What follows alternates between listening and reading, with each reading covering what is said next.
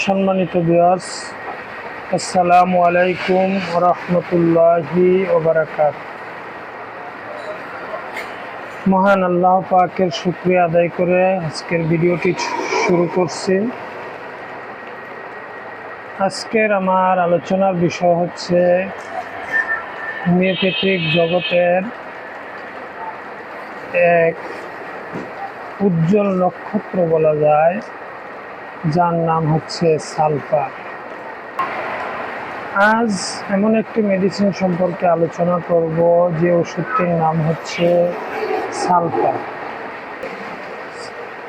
আলোচনা করব সালফারের প্রস্তুত প্রণালী, প্রধান ক্রিয়াস্থান, সালফারের মানসিক লক্ষণ, সালফারের সাধারণ লক্ষণ। সালফারের প্রস্তুত প্রণালী। গন্ধক হইতে সালফার প্রস্তুত হইয়া থাকে। ইহা জলে ধৌত করিয়া অ্যালকোহল দ্রব করিয়া মাদার টিংচার প্রস্তুত হয়। সুগার অব মিল্কের সহিত মিশ্রিত করিয়া বিচূর্ণ প্রস্তুত করা হয়। সেখান থেকে এই সালফার প্রস্তুতি। প্রধান ক্রিয়াস্থান।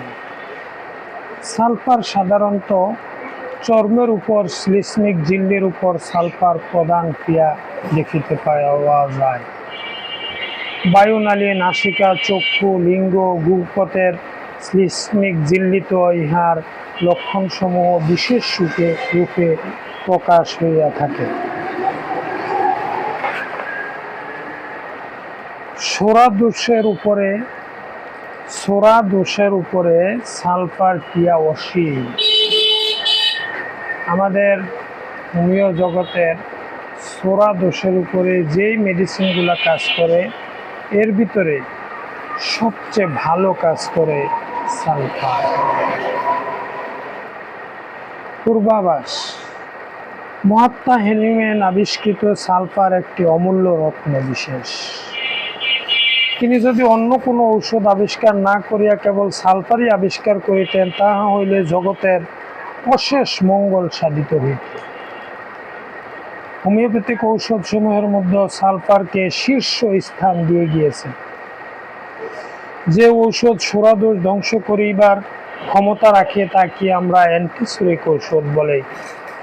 সোরাদোষ বর্তমান থাকিলে পীড়া পুরাতন আকার ধারণ করে, ওই পীড়া সহজে আরোগ্য হয় না। সালফার এই সোরাদোষ ধ্বংস করতে জীবনী শক্তিকে উদ্দীপক করিয়া আরোগ্য বিষয়ে সাহায্য করিয়া থাকে। সালফার আপনি কাকে দিবেন? সালফারের চেহারা ক্র্যাশ বা পাতলা। যাহারা সোরা ধাতু দোষগ্রস্ত, যাহারা অপরিষ্কার নোংরাভাবে থাকে, স্নান করিতে চায় না, যাহারা তাড়াতাড়ি চলাফেরা করে, কাজকাম করে, তাহাদের পক্ষে সালফার অধিক উপযোগী। সম্মানিত ভিউয়ার্স, নতুন হোমিও ডাক্তার যারা আছেন তাদের উদ্দেশ্যে বলছি, সালফার আপনি কাকে দিবেন?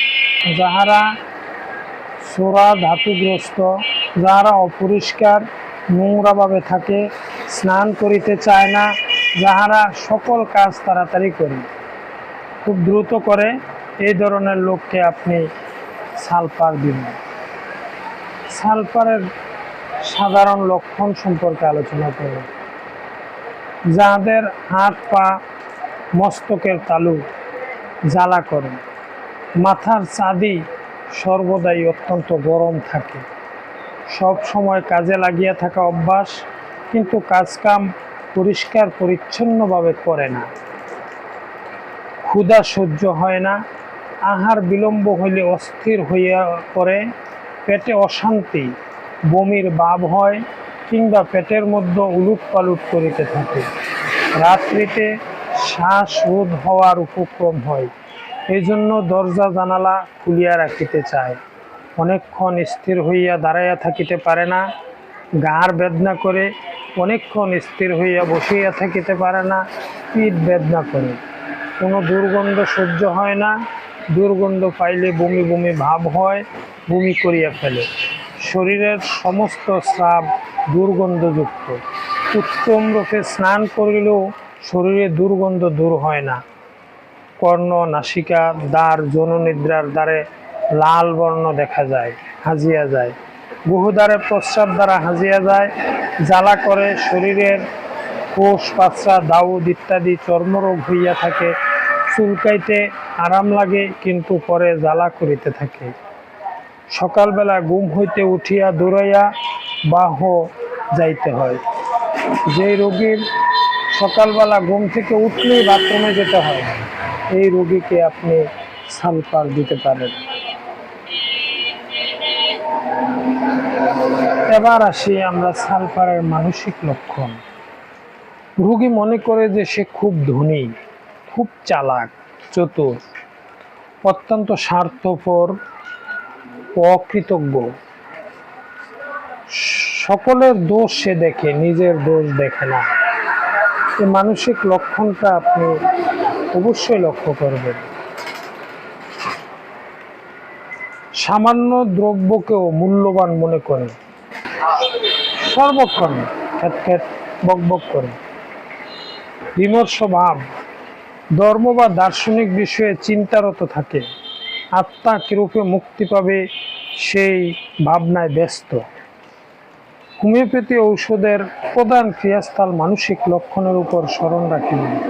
এই মানসিক লক্ষণের উপর আপনি বিবেচনা করে সালফার মেডিসিনটা দিতে পারেন। এবার আসেন জ্বালা। সালফারের জ্বালা অতি বেশি, শরীরে আগুনের ঝলকের মতো জ্বালা বোধ হয়, সমস্ত শরীর জ্বলিয়া যায়। জ্বালা সালফারের একটি প্রধান লক্ষণ। একমাত্র জ্বালার উপর নির্ভর করিয়া যে কোনো পীড়ায় সালফার প্রয়োগ করা যাইতে পারে। মাথার চান্দিতে জ্বালা, হাতের তালুতে জ্বালা, পায়ের তালুতে জ্বালা। পায়ের তালু এরকম জ্বালা থাকে যে শীতকালে সে পা লেপের নিচে রাখে না, পা বের করে দেয় জ্বালায়। এরকম হাতের তালু, পায়ের তালু, শরীরের বিভিন্ন জায়গায় যদি জ্বালা থাকে, জ্বালার জন্য আপনি সালফার ওষুধটা ব্যবহার করতে পারেন। চর্মরোগ, চর্মরোগের উপর সালফারের অতি বিস্তীর্ণ অধিকার। সালফারের মতো অন্য কোনো ঔষধে চর্মের উপর সুনিশ্চিত ক্রিয়া দেওয়া যায় না। চর্মের সহিত ইহার খুব নিকট সম্বন্ধ রইয়াছে। কোষ, পাছড়া, একজিমা, বিখাউজ, দাউদ ইত্যাদি যে কোনো চর্মরোগী আপনি সালফার ব্যবহার করতে পারেন। চর্মের উপর সালফারের অদ্ভুত কার্য দেখিতে পাওয়া যায়। আমেশা, পুরাতন আমেশায় সালফার বেশ খুব সুন্দর কাজ করে। প্রাতকালে পীড়া বৃদ্ধি সহিত উদরে মলদ্বারের জ্বালা থাকিলে সালফার প্রয়োগ করিতে ইতস্ত করিবেন না। 2-1 মাত্রায় এই পীড়া আরোগ্য হইয়া যায়।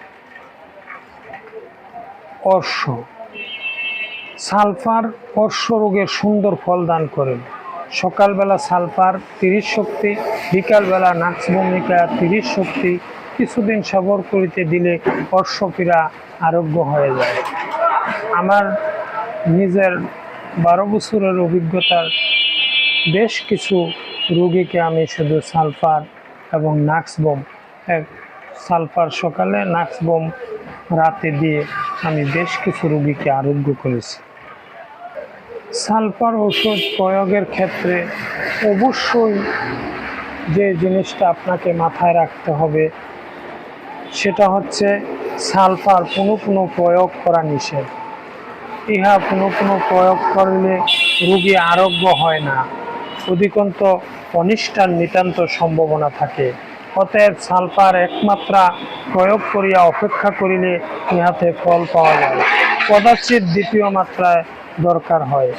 থায়াসিস রোগে সালফার উচ্চ শক্তি প্রয়োগ করিবেন না, কারণ তাহাতে ঘুমন্ত সুরা জাগ্রত হইয়া রোগীর জীবন নাশ করিবা বিদায়ী চিকিৎসক অতি সাবধানে ধৈর্যের সহিত সালফারকে ব্যবহার করিবেন। সালফারের পূর্বে ক্যালকেরিয়া কার্ব প্রয়োগ করিবেন না, সালফারের পর প্রয়োগ করিতে পারেন। ক্যালকেরিয়া কার্ব সালফারের পূর্বে বিষতুল্য আর পরে অমৃততুল্য সারণ রাখিবেন। লাইকোপোডিয়ামের পূর্বে সালফার প্রয়োগ করিবেন না। লাইকোপোডিয়াম, সালফার, ক্যালকেরিয়া কার্ব এই তিনটি ঔষধ সেবন করার ক্ষেত্রে অবশ্যই খেয়াল রাখতে হবে। প্রথমে ক্যালকেরিয়া কার্ব, পরে লাইকোপোডিয়াম, তারপরে সালফার প্রয়োগ করতে পারবেন। এই সিরিয়াল ঠিক রেখেই এই তিনটি ঔষধ প্রয়োগ করবেন। সম্মানিত ভিউয়ার্স, আজ সালফার সম্পর্কে সামান্য একটু আলোচনা করলাম। আসলে সালফার এমন একটা মেডিসিন, এই মেডিসিনটা সম্পর্কে যদি 1 ঘন্টা আলোচনা করা হয় তারপরেও সালফারের আলোচনা শেষ হবে না। স্বল্প সময়ে সালফারের যতটুকু আলোচনা করেছি এটা আমার নতুন ডাক্তার ভাই যারা আছেন তাদের জন্য অত্যন্ত কার্যকর হবে। যারা আমার এই চ্যানেলকে সাবস্ক্রাইব করেছেন, যারা আমার বন্ধু আমার ভিডিওগুলো দেখেন, তাদের জীবনেও কাজে লাগবে। এখানে আমি অনেকগুলা তথ্য দিয়েছি, যে তথ্যগুলো আপনি আপনার নিজের শরীরে আপনি নিজে বুঝবেন যে আপনি সালফারের রোগী কিনা। যদি আপনি সালফারের রোগী হন তাহলে আপনি ডাক্তারের সাথে পরামর্শ করে ডাক্তারের পরামর্শক্রমে আপনি সালফার ওষুধটি মেডিসিনটি সেবন করতে পারেন। আর মনে রাখবেন, কখনোই নিজে নিজে ঔষধ কিনে সেবন করবেন না।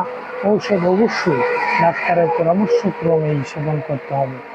সম্মানিত ভিউয়ার্স, ভিডিওটা যদি আপনাদের ভালো লাগে, আপনারা যদি এই ভিডিওটা দ্বারা উপকৃত হন তাহলে আমার চ্যানেলটিকে সাবস্ক্রাইব করবেন, আমার চ্যানেলটিতে লাইক করবেন, কমেন্টস করবেন। আপনাদের সকলের সুস্বাস্থ্য কামনা করে আমি ডাক্তার মোহাম্মদ আবু তাহের আজকের মতো বিদায় নিচ্ছি। আমার চ্যানেলে আমার মোবাইল নাম্বার দেওয়া আছে, আমার দোকানের নাম দেওয়া আছে, ইনসাফ হোমিও হল কাশপুর, নিয়াজি হোমিও হল সুজাতপুর বাজার।